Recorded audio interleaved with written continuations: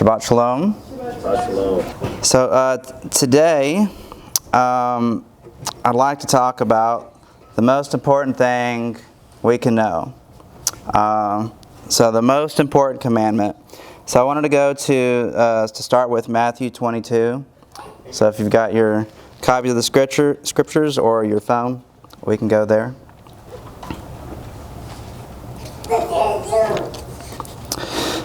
So it'll be starting verse 34.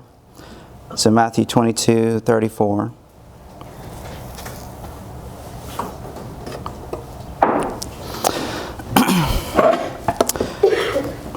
It says, but the Pharisees, when they heard that Yeshua had silenced the Sadducees, gathered together in one place, and testing him, one of them, a lawyer, specifically a Torah lawyer, you could say, asked, "Teacher, which is the greatest commandment in the Torah?"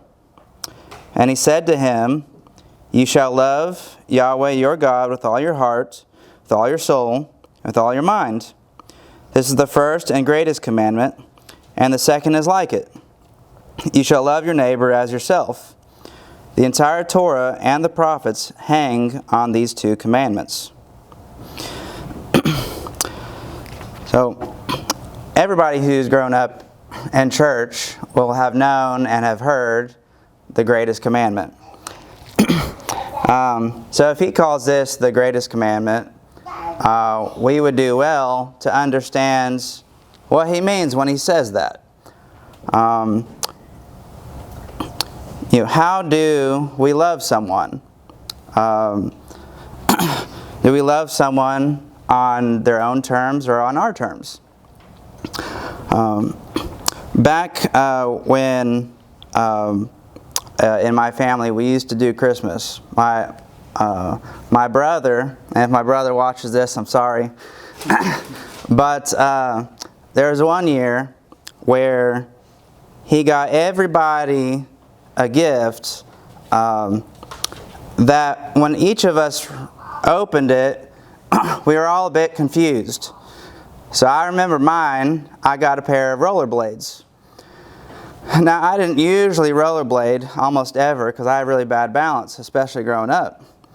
But what made it even odder is I had the exact same pair, exact same size in my closet. And as everyone else opened up their gifts from him, they started noticing, well, hey, my mom got this like CD tower. Well, she never listened to a CD in her life at that point. I don't remember the rest of them. We just remember that he got gifts for everybody that he wanted. And then when everyone realized they couldn't use them, he's like, well, I could use that. And so he took back all his gifts. And so it was one of those, I'm like, well, I know the intention in his heart was good, but he didn't really recognize what could have been good for them. And so part of this question, part of the way I like to use this is that when we love Yahweh, are we loving Him the way He wants, or is it just the way we want to? Well, I want to go back to the context of this passage, of the most important commands. Now the passage itself is in Deuteronomy 6. I'm going to just briefly go over a couple snips of Scripture leading up to it. So I'm going to start in Deuteronomy 4. So I'm just going to kind of go through some things I highlighted to try and give a context to what he's about to say. So Deuteronomy, this is where Moses is standing before the people. They're about to enter the promised land. And the first part of Deuteronomy, Moses is giving a brief history of how they got there. So he's gone through what happened in Egypt. He's talking about how Yahweh brought them out of Egypt. their time in the desert for 40 years, and then the rest of Deuteronomy is basically a reiterating of the Torah. So some things are expansions and some things are explanations.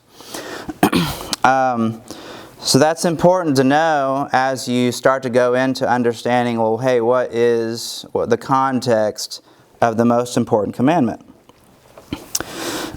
So I'm going to start in Deuteronomy 4, verse 13. He declared to you his covenant, which he commanded you to do, the 10 words, or the 10 commandments. He wrote them on 2 tablets of stone. Yahweh commanded me at that time to teach you statutes and ordinances, so that you might do them in the land you are crossing over to possess. Verse 23. Watch yourselves so that you do not forget the covenant of Yahweh your God, which he cut with you. Verse 27.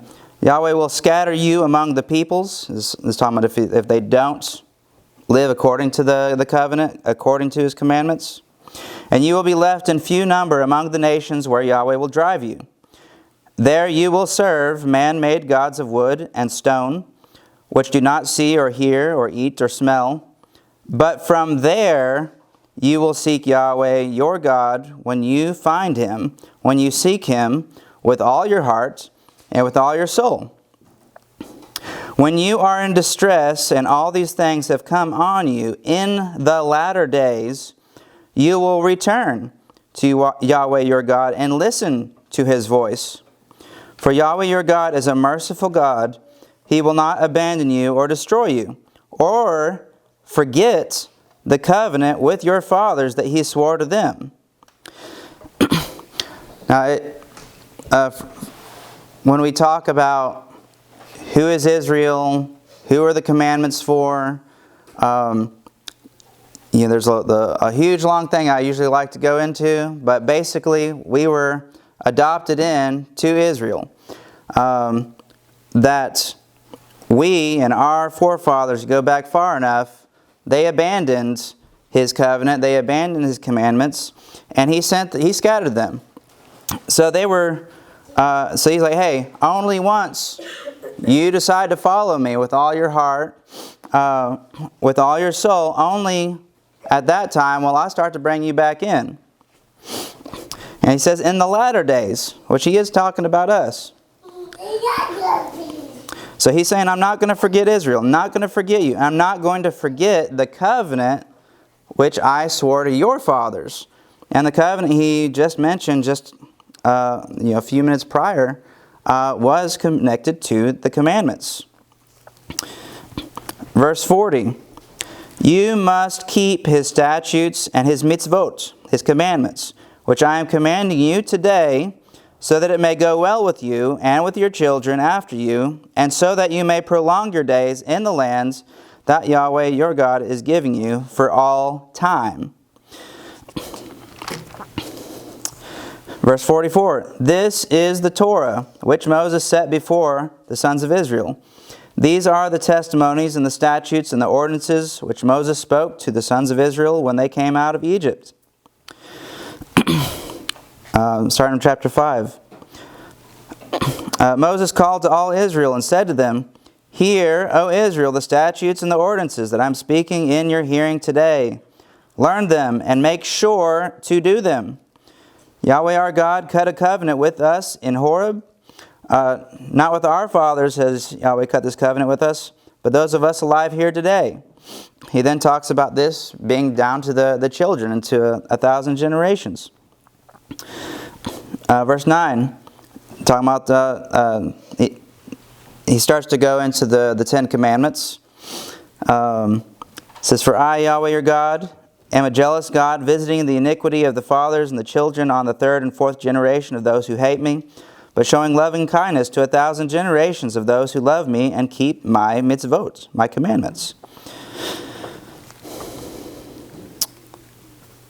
Verse 25. Actually, I'll go back to 24. So the people hear this. They go near and hear all that Yahweh our God says. Then you tell us all what Yahweh our God tells you, and we will hear and do it. So Yahweh heard the tone of the words when the people spoke to him. And Yahweh said to me, Moses, I have heard the tone of the words that this people have spoken to you. They have done well in all that they have spoken. If only there were such a heart in them to fear me and keep all my mitzvot always, so that it might go well with them and with their children forever. Go say to them, return to your tents. But as for you, stand here by me, and I will tell you the whole commandment, both the statutes and the ordinances that you are to teach them, and they will do them in the land I am giving them to possess. So you must take care to do as Yahweh your God has commanded you. Don't turn aside to the right or to the left. You are to walk in all the way that Yahweh your God has commanded you, so that you may live, and it may be well with you, and you may prolong your days in the land you will possess. So you're getting this background that he keeps saying, like, hey, all of these things are important. All of these commandments, all of these instructions, all of these ordinances, all of these statutes. So this is all, being reinforced, all part of the context of what he's about to say. Chapter 6, the start of it. Now this is the commandment, the statutes and ordinances that Yahweh your God commanded to teach you to do in the land you are crossing over to possess, so that you might fear Yahweh your God and to keep all his statutes and mitzvot, the commandments, that I am commanding you and your son and your son's son all the days of your life, so that you may prolong your days. Hear therefore, O Israel, and take care to do this, so that it may go well with you, and you may increase mightily, as Yahweh the God of your fathers has promised you, in a land flowing with milk and honey. So he's saying all of this stuff about the importance of the commandments, and then he's saying, this is for your best. This is going to be good for you.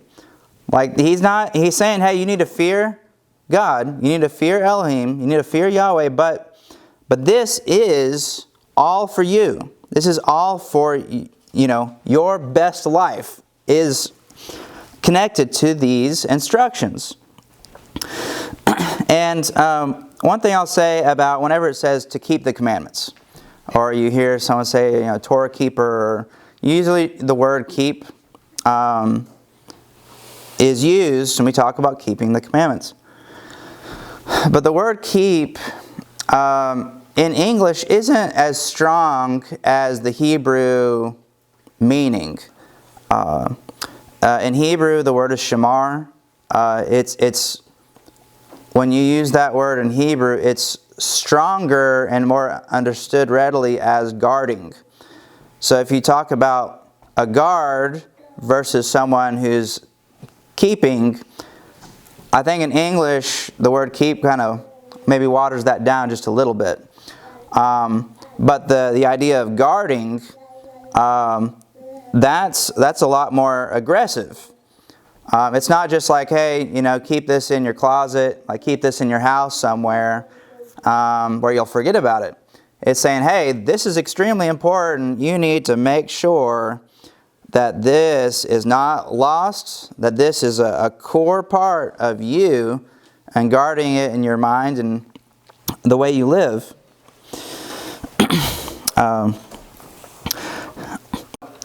After he gives this most important commandment, he still goes back to reiterating the same thing he just said before. So chapter 6, verse 17. Verse 16. You are not to test Yahweh your God as you tested him at Massah. Diligently keep the mitzvot, the commandments of Yahweh your God, and his testimonies and his statutes that he has commanded you. Verse 24. Yahweh commanded us to do all these statutes, to fear Yahweh our God for our good always, to keep us alive, as is the case this day. It will be righteousness to us if we take care to do all this commandment before Yahweh our God, just as He commanded us. So, this context, like whatever He's saying is the most important commandment, is kind of sandwiched in with all the other commandments. Like He's saying, all these commandments, all these statutes, all these ordinances, they are for your best. And the thing that Yeshua says is the most important commandment is now what we're going to go into. So in Hebrew and in Israel, they quote this all the time. In Hebrew, it's called the Shema. It just means to hear, to listen, or obey. So they're all kind of connected. So if you ever hear Shema Yisrael, Adonai Eloheinu, Adonai Echad, that's them quoting the first part, the introduction to the commandment. Now they don't say Yahweh's name, so they throw in Adonai, and sometimes they'll say Hashem, which means just the name.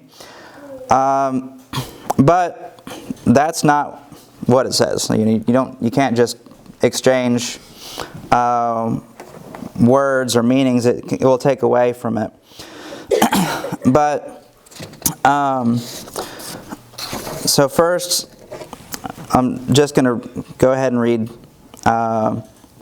the passage, and then I'm going to go into a little bit deeper, a little bit more word for word for some of it.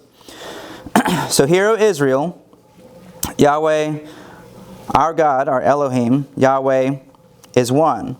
Love Yahweh, your God, with all your heart, with all your soul, with all your strength. These words which I am commanding you today are to be on your heart. You are to teach them diligently to your children, and speak of them when you sit in your house, when you walk by the way, when you lie down, and when you rise up. Bind them as a sign on your hands. They are to be as frontlets between your eyes, and write them on the doorposts of your house and on your gates. This passage, I just forgot the name of it, but a lot of times, traditionally, Jews will put this passage rolled up and a little thing on their door. And so it's just showing how core this is to them, and that they understand that this is the most important commandment. So it wasn't just Yeshua coming up with it. It was pretty understood. This is the most important commandment.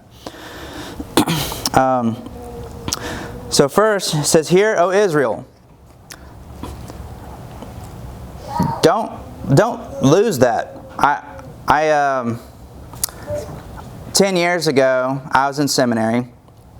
I did a long paper. I want to say it was around maybe 15 pages, just on that section we just read.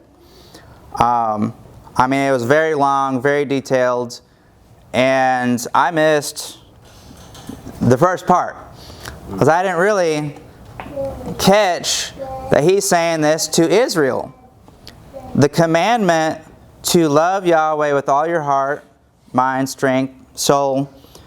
This wasn't given to everybody. It wasn't revealed to everybody. It was given to His people. It was given to Israel. That's a big deal. You can't just take commandments that Yahweh gives to other people and then just claim it as yours. The whole name it and claim it thing. No, you have to actually be part of the people for this to apply to you. So that already is a big deal. Because he's saying this to Israel. He said, Yahweh, our Elohim. Now, again, most translations will say Lord.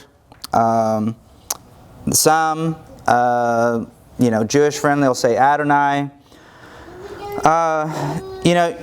You'll hear a lot of different interpretations and pronunciations of Yahweh. YAHWEH, the point is that He has a name. It's not just a title.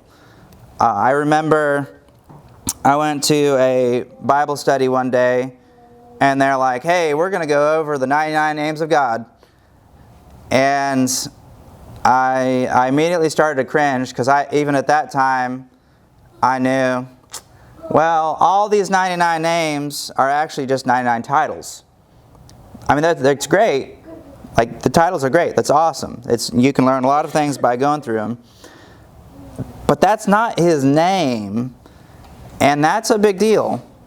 If you lose His name, it's much more easy to be convinced of things that you'll hear on the news or in the media.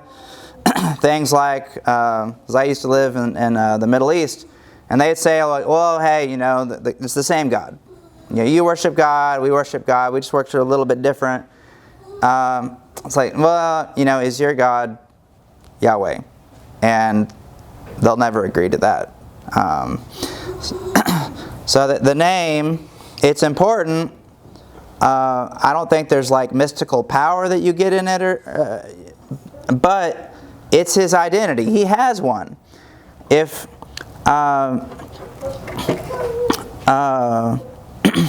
I kept talking about some guy named Bob, and the way you describe Bob and the way I describe Bob are 100% different, then I know we're not talking about the same Bob. But if I say Bob, that gives a really quick reference of who somebody is. But if somebody only ever calls me, say like brother, I'll say, hey brother, I'll say, if you just talk about your brother, well, who are you talking about? It's just an easy way to know exactly who we're talking about, exactly whose authority we're talking about, and exactly who the Elohim, the God of the Scriptures, is. It says, Yahweh, our Elohim, Yahweh is one. Now the word there is one, I think can also be translated, and probably, in my opinion, should be translated as alone. Yahweh, our Elohim, Yahweh alone. That there is no other Elohim. There is no other God. This is not, you can't mix anybody else in with this. It's just Him. And the kind of the odd thing in Hebrew is that Elohim is plural. So it's saying Yahweh Elohim, so Yahweh gods, literally, Yahweh one. And I don't really know what I'm going to go into fully with that, but Elohim, there is this aspect that He is to be understood as essentially multiple, but also essentially one. So then He says, love Yahweh, your God, with all your heart, with all your soul, and with all your strength. Now, for us, I'm going to backtrack one thing. There's one thing I'd like to say. Elohim, or God in general, I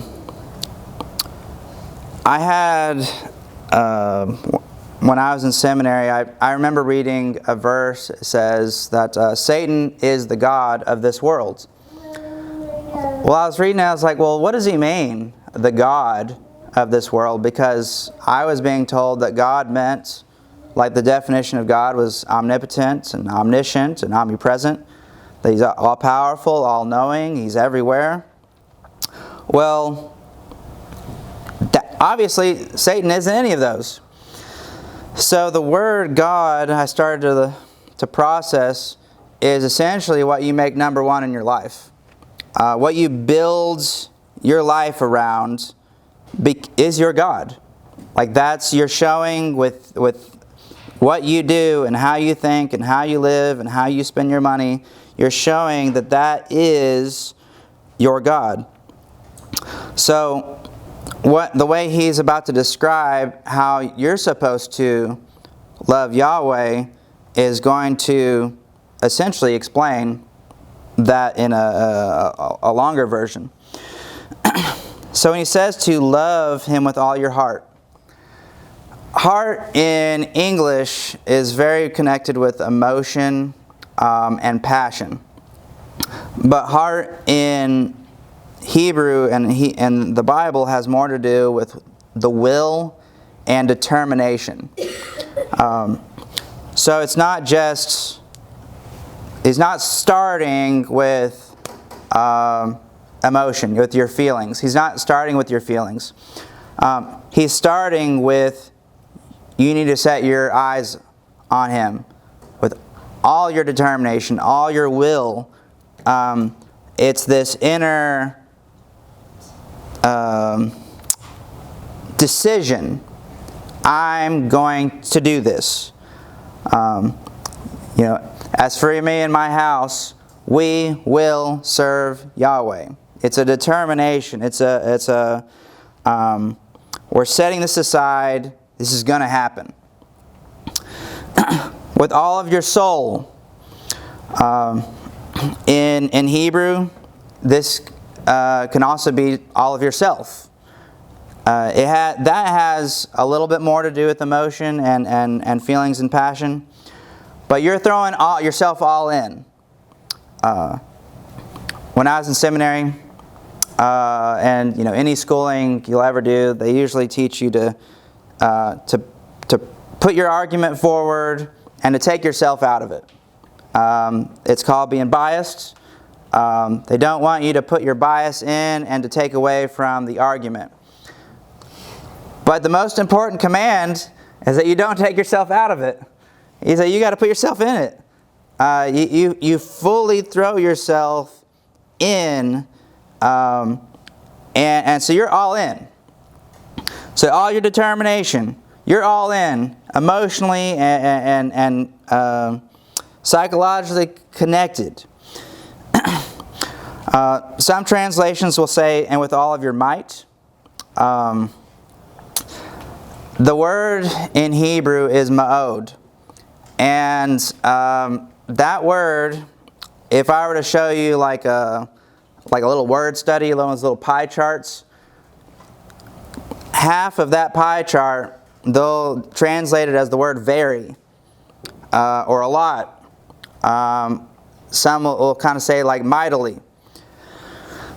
The idea is that you got everything. Everything's going on the table here.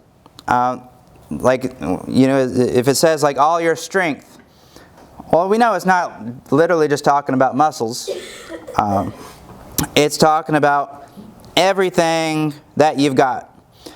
So that's going to include your mind. It's going to include your resources, your money, your time. So everything that you've got is all in here. So he's saying, hey, you're to love Yahweh with all your heart, will, determination, with all your soul, all yourself, your emotion, your desire, with all your might, your greatness, your mind, your resources. This is the most important command. The most important commandment is all in. Everything about you, the way you think, the way you process things, the way you feel, the way you act, it's all in.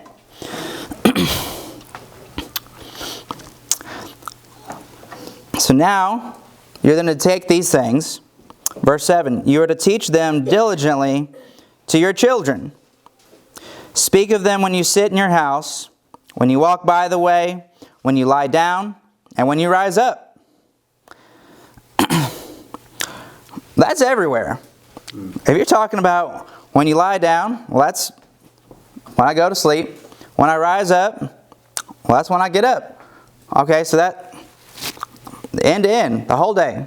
It's connected, it's all through there. When you're in your house, so when you're chilling. When you walk by the way. I'm sorry, you can't go anywhere without walking. Even if you're driving, you'll get there and you'll walk. He's saying these things, these commandments, these words I'm sharing with you that you're going to teach to your children, everywhere you go and at all times of the day, these are things to be on your minds and on your tongue wherever you go.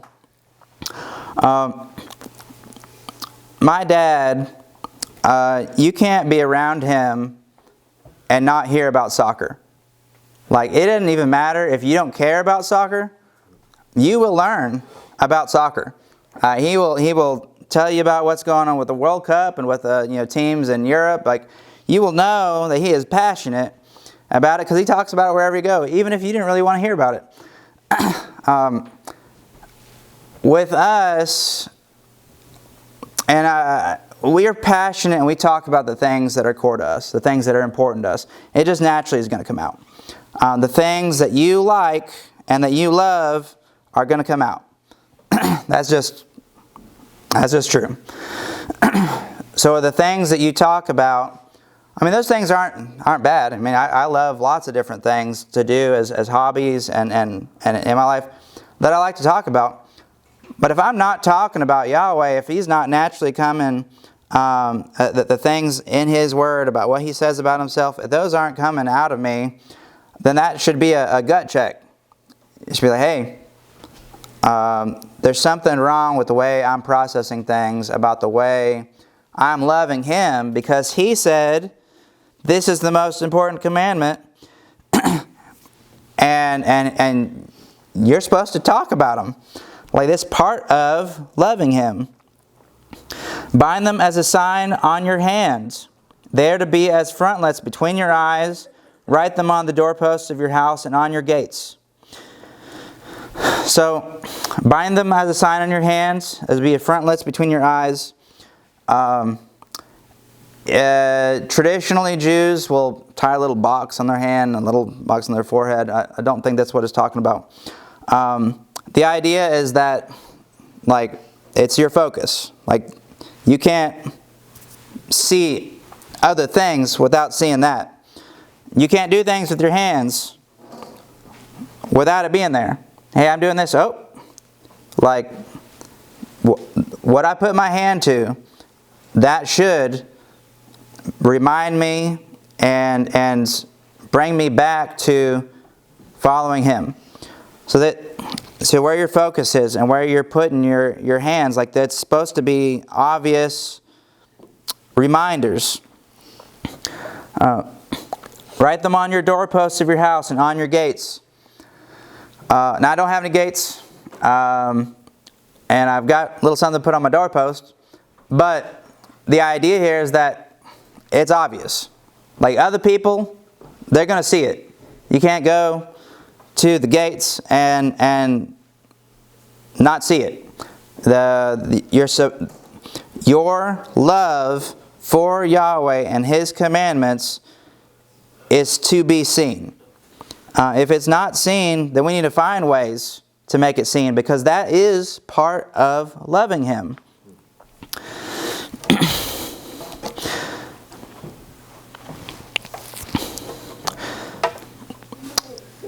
So all of this is included in the most important commandment, is this full all in. And then he says the second command is to be like it, to love your neighbor as yourself.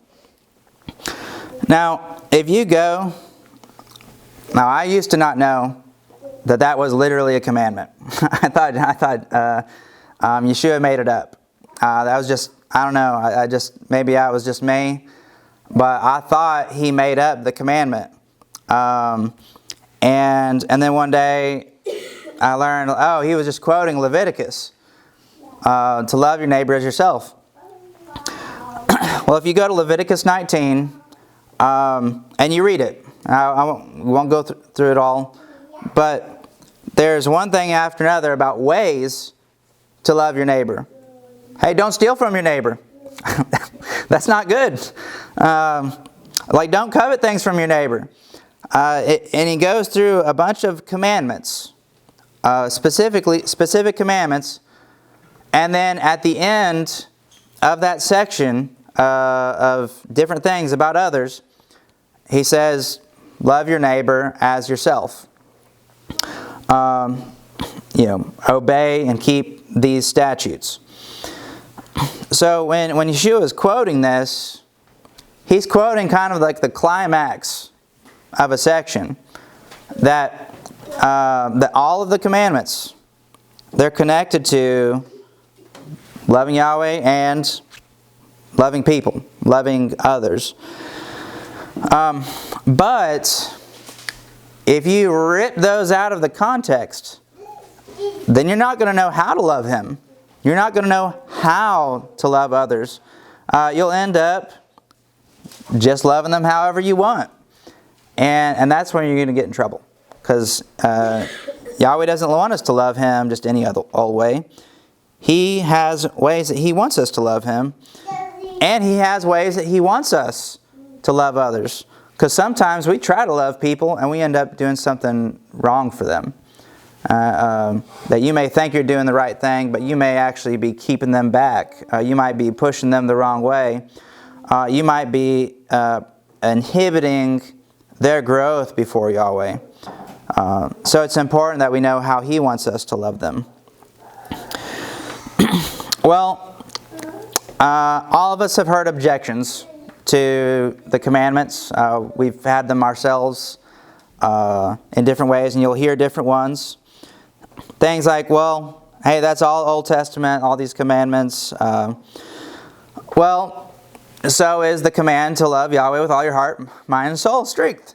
Like, you can't just choose one and think that that's okay, and it's the most important command. But there's others. And so, well, you'll hear, those commandments were just for when they were in the land. Once they were in the land, then those commandments don't apply anymore. Well, that would also apply to this one. Because Moses is talking about these commandments are for to be when you're in the land. Like we're leading you to the promised land. And he gives this commandment. Well, then you don't have the command to love Yahweh either. Because that's part of the commandments about loving in the land. So there'd be no command to love Yahweh. There'd be no command to love people. Because that command was for to be when they're in the land. Yeshua was only repeating the existing commands. These were only given to Israel. And if you're convinced that we're not Israel, then this isn't for you. This command to love Him with all that you've got is not for you because it was only given to His people. So you've got to be in His people or you're not. There would be no command to love Yahweh if you are not Israel. You'll hear, oh, these commands are too hard, impossible, burdensome. If you had a list of all the commandments they say exist, you read them all. Which one would be the most difficult? So love Yahweh with all your heart, mind, soul, and strength. That's the most difficult one. The one that everybody believes is still a commandment is the hardest one. It's the most important one. It's the first one. The other ones are easy. They show you how to do it if you take each one individually. But the most important one, it holds all of them.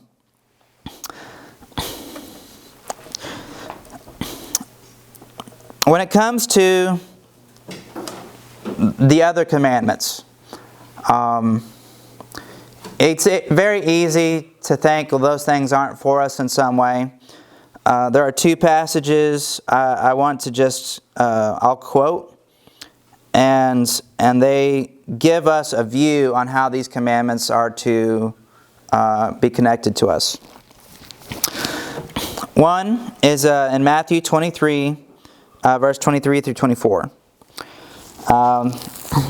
Yeshua was giving a speech. There's lots of woes. He says, "Woe to you, Torah scholars and Pharisees, hypocrites! you tithe mint and dill and cumin, yet you have neglected the weightier matters of Torah, justice and mercy and faithfulness. It is necessary to do these things without neglecting the others. O blind guides, straining out a gnat while swallowing a camel. Okay, so when he says you tithe mint, dill, and cumin, there is not a specific commandment that says those things. But tithing, or giving a tenth of all that you get, the Pharisees spent a lot of time trying to understand, well, hey, how are we supposed to give a tenth of all that we get? And they started being like, well, hey, let's even go into the spices. Let's even go into these little things. And so they go into these little things, and they made it a big deal. And notice what Yeshua says here. It says, you tithe these things, yet you have neglected the weightier matters of Torah, justice and mercy and faithfulness. So those are more important, justice and mercy and faithfulness. It is necessary to do these things without neglecting the others. So he's actually saying that they've understood correctly. That they've understood smaller matters as important. And Yeshua is saying, yeah, you need to do these things. But don't neglect things that are actually weightier, that are more important in the chain of commandments. So, when we talk about the commandments, there are some commands that are more important than others. And it's part of our responsibility of learning the commandments to understand which ones are more important than others. But they're all important. So they're all important, but some take priority. Some are more important or weightier, heavier than others. If you're wondering, well, hey, a lot of these commandments don't really seem like they're for us for today in some way. I like to go to Paul in 1 Timothy 5, 17 through 18 and 1 Corinthians 9, 8 through 12. He quotes an obscure verse of the Scripture. He quotes, "You shall not muzzle an ox when it treads out grain." Now, if you go to Deuteronomy 24:4, which is a command that was only to be in the land, you'll read this passage. You'll read Deuteronomy 24 and this command to don't muzzle an ox while it treads out grain. You'll read it and continue on. It's very easy to miss. But Paul quotes it 2 times, and then he's talking to present day believers, and he's saying, hey, this wasn't just for the ox, this is for you. This is for us. And he gives an explanation of how that is for us. So all of those little commandments, there is aspects of them that are for us that aren't really that obvious. Like you have to think on them and work through them and talk about them to figure them out. That's part of how we learn, is by loving His commandments and talking about them and with others, and then we'll learn more as we work through them.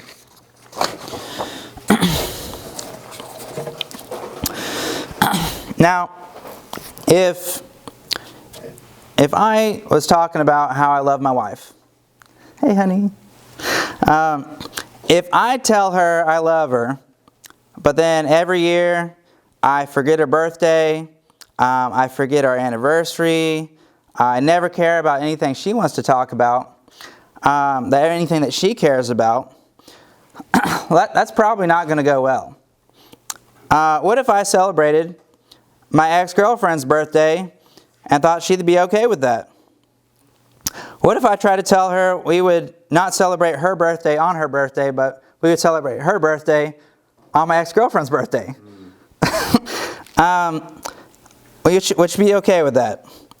Like some things that we do, or some things that I do are just going to irritate her. Like she's like, oh, that's irritating, but okay. But some things would get me slapped. Like it's just not. It's not going to happen. It's not going to work. And there are things that I wouldn't do to her that I've grown up doing to Yahweh. Things that when we talk about His appointed times, things that He cares about, different commandments that He cares about, and then we don't care because we don't know them, we don't read them, we don't live it out, or we find other things more important, and we do those. We put a lot of our energy in those, but those have a lot of obvious pagan backgrounds, or just things that He would say, no, don't do that. So now I was gonna.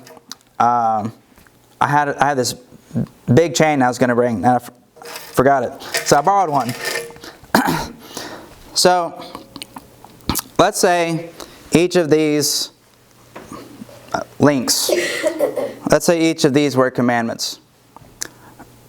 Which ones would be the most important? If I said, what was the most important link, the most important chain in this whole connection, it'd be the one I'm holding. Mm-hmm. All the others hang on this. If this one breaks, all the other ones are gone. So, if I just let it go, if I lose the most important commandment, I've lost everything. Like, if you lose the focus that your whole mind, your whole life, everything that you've got, all your resources are meant to be behind loving Yahweh, the others don't matter. It doesn't matter all these little things if you miss the most important one. But the others are important. I mean, what most of us were taught was that this first one is the only one. The only thing that matters is to love Him and to love people. Well, okay, if you lose that, then you don't have a chain. Right. Like you've lost how you're supposed to love Him. You've lost how you're supposed to love others. You don't know how. You're just blindly doing it. You're loving people however you want to. And you end up doing it the wrong way. This love that we have for Him should be obvious. How we live it out, what we talk about, where we go. It doesn't matter what time of day. Doesn't matter where we are. It should be obvious. It should be something that flows from us. And when it doesn't, that should show that there's an issue and that we need to make things right with Him. That we need to understand His Word better. That we need to understand that there is something missing in us on how to love Him. We've learned a lot about Yahweh's appointed times. There's a lot of other things in the Torah that we've learned that are important. But, just like the commandment, you shall not muzzle an ox while it treads out grain. Paul considered that really important. He explained that, and he saw that as like, this is for today. There are so many aspects like that of the Torah, of the prophets that I think we're only scratching the surface on. We have so much more further to go and trying to understand how we are to love Him, how we are to love people. But we can never lose sight of the most important one. Because it's very easy to get caught up in the little things. It's very easy to get caught up in little commandments or things and then just lose that relationship. That you're losing your love, that you're supposed to be all in on this relationship because He is. He is all in on this relationship and He wants us to be. So we can't love Yahweh any way that we want to. He has instructions on how we are to love Him. That's the most important command. He said it's the first. Well, that means there's a second and a third and a fourth. There's a lot of others. And we need to learn the others as well. But we can't lose sight of making sure that our relationship with Him is the number one, that we are all in. Yahweh bless you and keep you. Yahweh make His face shine upon you and be gracious to you. Yahweh lift up His countenance upon you and give you shalom. I pray this all in Yeshua's name. Amen.